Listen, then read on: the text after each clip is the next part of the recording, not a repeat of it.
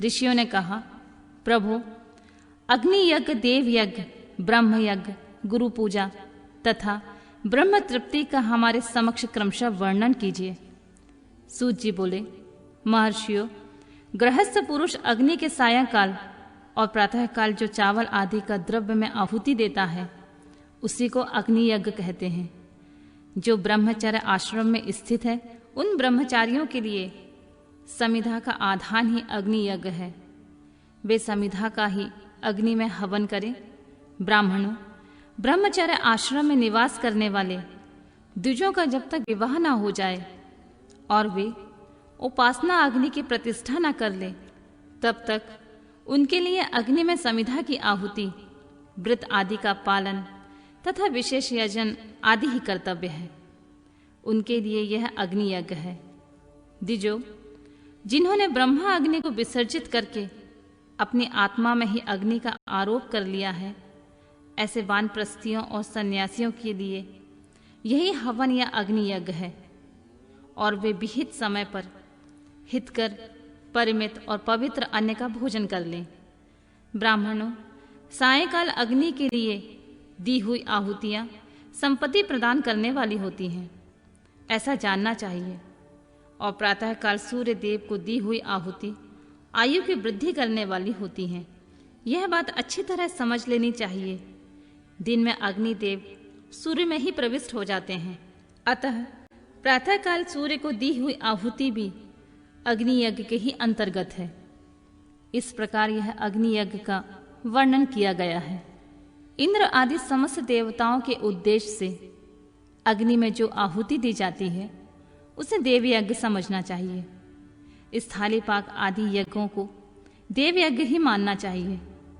लौलिक यज्ञ में प्रतिष्ठित जो चूर्णकर्णन आदि संस्कार निमित्तिक हवन कर्म हैं उन्हें भी देव यज्ञ के अंतर्गत ही जानना चाहिए।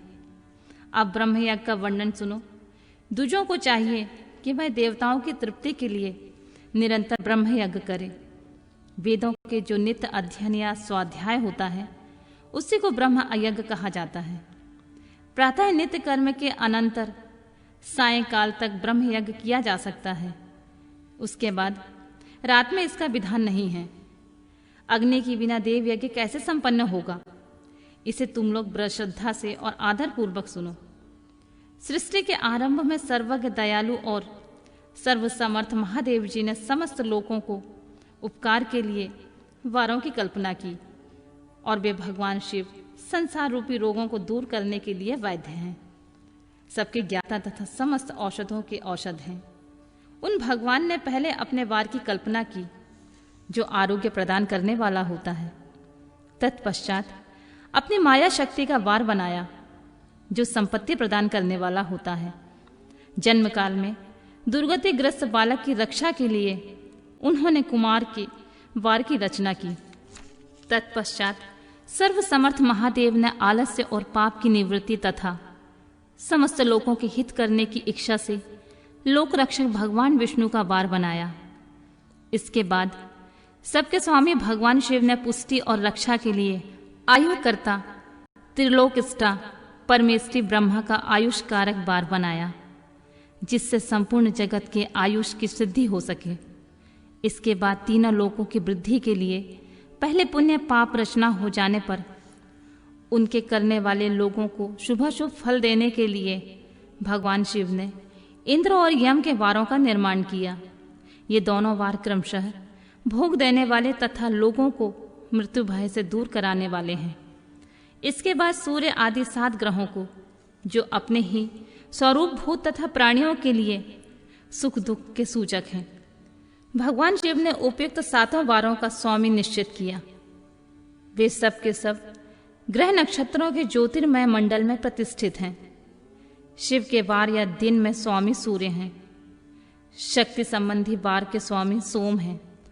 कुमार संबंधी दिन के अधिपति मंगल हैं। विष्णु वार के स्वामी बुध हैं।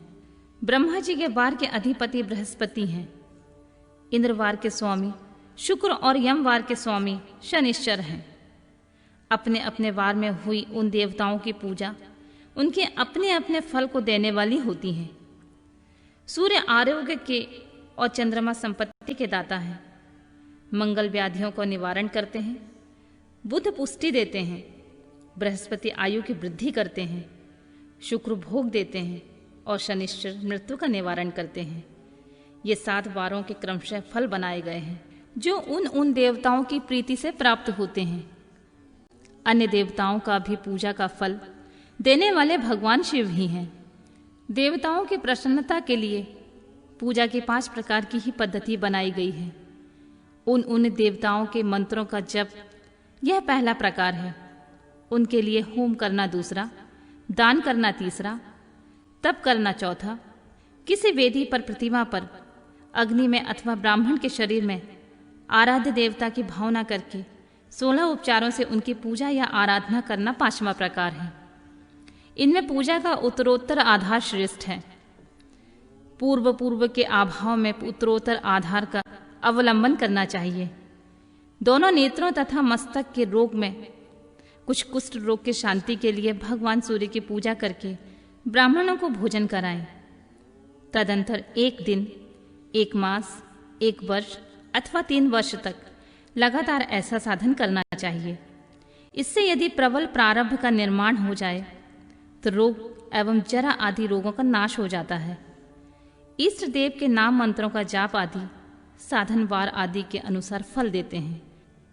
रविवार को सूर्य देव के लिए, अन्य देवताओं के लिए तथा ब्राह्मणों के लिए विशिष्ट वस्तु अर्पित करें। यह साधन विशिष्ट फल देने वाला होता है तथा इसके द्वारा विशेष रूप से पापों की शांति होती है। सोमवार को विद्वान पुरुष संपत्ति की प्राप्ति के लिए लक्ष्मी आदि की पूजा करे तथा सपत्निक ब्राह्मण को घृतपक अन्न का भोजन कराएं। मंगलवार को रोगों की शांति के लिए काली आदि की पूजा करें तथा उड़द, मूंग और अरहर की दाल आदि से युक्त अन्न भोजन ब्राह्मणों को कराएं। बुधवार को विद्वान पुरुष दही युक्त अन्न से भगवान विष्णु का पूजन करें। ऐसा करने से सदा पुत्र, मित्र और कलत्र आदि की पुष्टि होती है। जो दीर्घायु होने की इच्छा रखता है वह गुरुवार को देवताओं की पुष्टि के लिए वस्त्र, यज्ञोपवीत तथा घृत मिश्रित खीर से यजन पूजन करे। भोग की प्राप्ति के लिए शुक्रवार को एकाग्रचित्त होकर देवताओं का पूजन करना चाहिए और ब्राह्मणों की तृप्ति के लिए षड्रस युक्त भोजन दें। इस प्रकार स्त्रियों की प्रसन्नता के लिए सुंदर वस्त्र आदि का विधान करें। शनिश्चर अल्प मृत्यु का निवारण करने वाला होता है। उस दिन बुद्धिमान पुरुष रुद्र आदि की पूजा करे। तिल के होम से, दान से देवताओं को संतुष्ट करके ब्राह्मणों को तिल मिश्रित अन्न भोजन कराएं। जो इस तरह देवताओं की पूजा करेगा वह आरोग्य आदि का फल का भागी होगा। देवताओं के नित्य पूजन, विशेष पूजन, स्नान, दान, जप, होम तथा ब्राह्मण तर्पण आदि एवं रवि आदि वारों में विशेष तिथि और नक्षत्रों का योग प्राप्त होने पर विभिन्न देवताओं के पूजन में सर्वज्ञ जगदीश्वर भगवान शिव ही उन देवताओं के रूप में पूजित हो सब लोगों को आरोग्य आदि फल प्रदान करते हैं। देश, काल, पात्र, द्रव, श्रद्धा और लोकों के अनुसार उनके तारतम्य क्रम का ध्यान रखते हुए महादेव जी आराधना करने वाले लोगों को आरोग्य आदि का फल देते हैं। शुभ मांगलिक कर्म के आरंभ में और अशुभ अंत्योष्टि आदि कर्म के अंत में तथा जन्म नक्षत्रों के आने पर गृहस्थ पुरुष अपने घर में आरोग्य आदि की समृद्धि के लिए सूर्य आदि ग्रहों का पूजन करे। इससे सिद्ध होता है कि देवताओं का यजन संपूर्ण अभीष्ट वस्तुओं को देने वाला है। ब्राह्मणों का देव यजन कर्म वैदिक मंत्र के साथ होना चाहिए। यहाँ ब्राह्मण शब्द क्षत्रिय और वैश्य का भी उपलक्षण है। शूद्र आदि दूसरों का देव यज्ञ तांत्रिक विधि से होना चाहिए। शुभ फल की इच्छा रखने वाले मनुष्य को साथ ही दिन में अपनी शक्ति के अनुसार सदा देव पूजा करना चाहिए। निर्धन मनुष्य तपस्या, व्रत आदि का कष्ट सहन आदि द्वारा धनी धन के द्वारा देवताओं की आराधना करे।